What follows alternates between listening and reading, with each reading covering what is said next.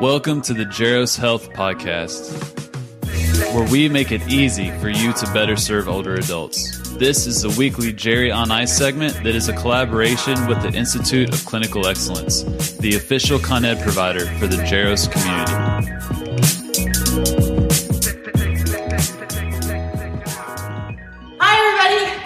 Private here. I am one of the lead faculty for the Jerry PT version of the Institute of Clinical Excellence, and welcome to the PT on Ice Daily Show. So today, what I wanted to talk to you a little bit about is floor transfers. So when Dustin and I are doing the online and the live versions of the modern management of the older adult, one of the biggest things we talk about is around falls prevention, transferring on and off the floor, and the fear that some of our older clients can have when they haven't been on and off the ground in over 10 years, which is not, we think that that's a long time, but that's something that's very common for some of my clients, especially as they get into their 70s and 80s, and musculoskeletal aches and pains and different chronic conditions creep up and become more of a burden on their life. And so we as clinicians, you're gonna see my dog Bailey come in and out of this frame because she wants to be in the video too. We as clinicians, it's a great skill for us to start teaching our clients to get on and off the floor. Dustin has done some podcasts on teaching people how to fall, but I'm gonna go on the other side of this and teach people how to get up after they have fallen. And so I'm in a gym setting, so I'm very fortunate that I have a bunch of equipment here. If you're a home health PT, most of the time we're getting our clients on their bed, if possible, to start working on floor mobility drills. So different ways and different settings will have different equipment. If you have a high-low bed, sometimes that's a really great way too of being able to be a little bit more versatile with how you are getting a person on and off the floor.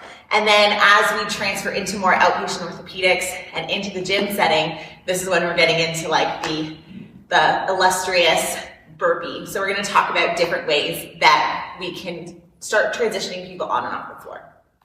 So for a client of mine who's coming in, who's fairly low functioning, is very, very fearful about getting onto and off the floor, one of the first things that I'll do is just scooting on and off the bench. And with that, we have, these are ab mats, but you can use different materials to give you a little bit of a boost or a bolster. So what I'll get people to do, the very first, is just to bring their knee so that they're starting to scoot their weight over to the front of the bench or the plinth or the bed or whatever equipment you're using, and transfer weight.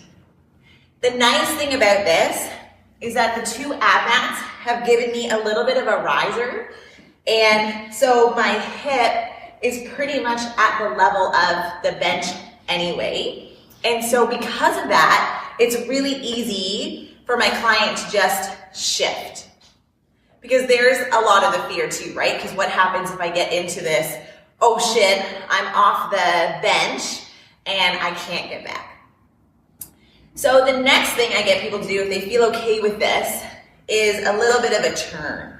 Because we know that we kind of want to get everyone into quarter kneeling if possible.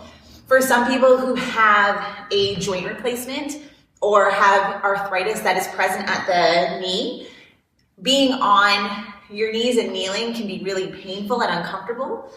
But sometimes when we're doing floor transfers, that's just necessary. We need to. So the next step I'll do is this kind of quarter turn.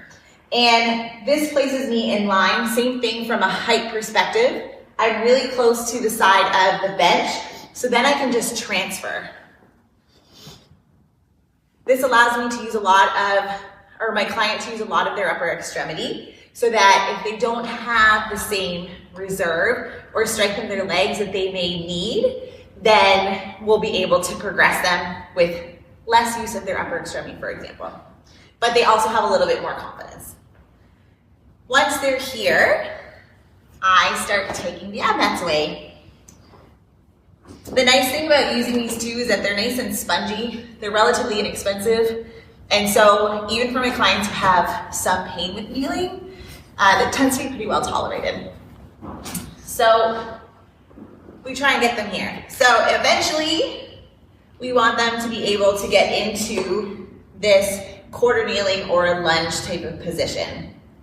The next fairly scary thing is being able to get your knee back behind you or your knee forward. This is where sometimes having these mats can be a help or a hindrance because a toe can get stuck. So sometimes if my client is having a lot of trouble, especially if they're relatively frail or deconditioned, I will get them to lean over on one side because it kind of clears up the hip, and then it's going to come forward into this quarter kneeling position. They can use their thigh to get through and come forward this way. And then we're kind of working on this quarter kneel position. From here, you can get them kind of lying down on their stomach. Being 32 weeks pregnant, I'm not going to be able to demonstrate this overly well, so I'm going to get my husband to come in now. So Nick's going to come in for this part. So if he's here, he's going to be on his stomach. Now he's going to need a certain amount. My other pup's going to come in. Never a dull moment at Stay Bob, I swear. He's going to be able to have to push a certain amount through his upper extremity in order to get his knees back. So that, nope, you're just going to transfer your weight that way. Nope. You're going to push through your hands and just get up, yeah, and then go onto your knees. We're going to teach him on the fly how to get up on the floor.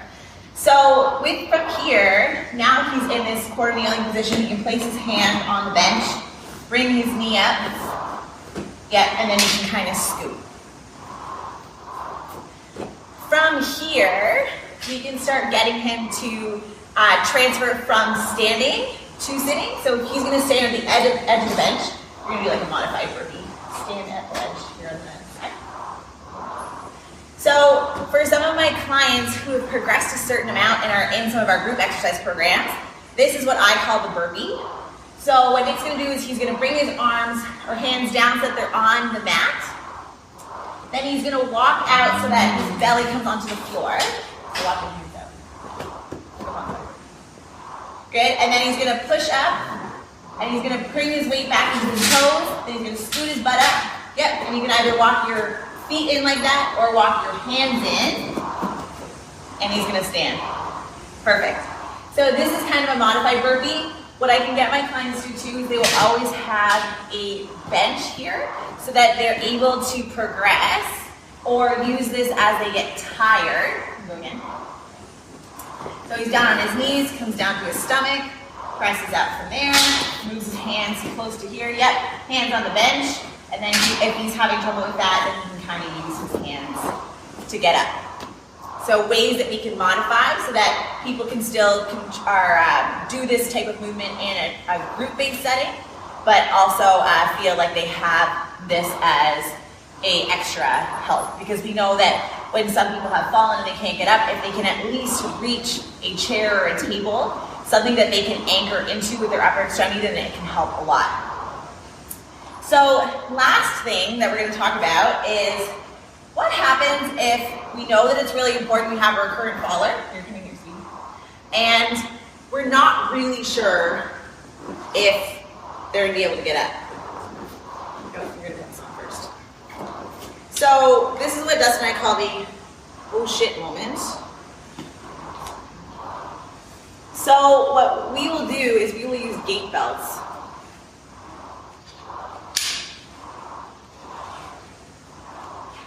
So I'm going to put this across his front.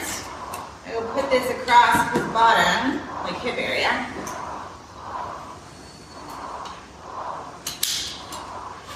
And tighten it up.